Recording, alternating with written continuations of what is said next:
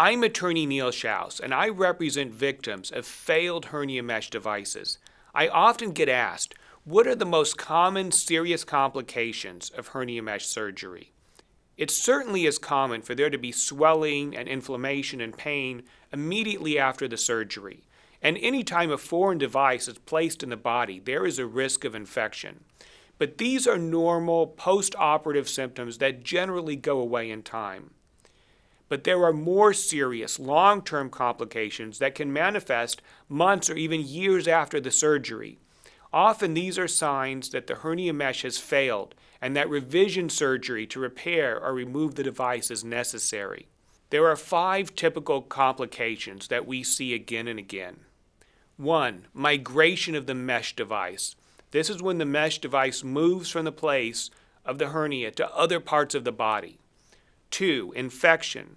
While infection is most common during the immediate post-operative stage, it can occur much later, especially if the device migrates. 3. Bowel obstruction. This is a blockage of the small or large intestine, which can make it difficult or even impossible to pass stool or gas. Number 4. Perforation of organs. This is where the mesh device or the scar tissue adheres to or pierces vital organs. Perforation of organs can be life-threatening.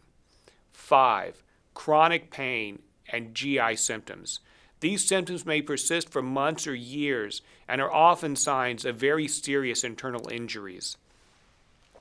These sorts of serious complications occur all too often with hernia mesh implants. The fact is that many of these mesh devices were never properly tested and are simply not safe to be implanted in the human body. Right now, there are literally thousands of lawsuits pending against the manufacturers.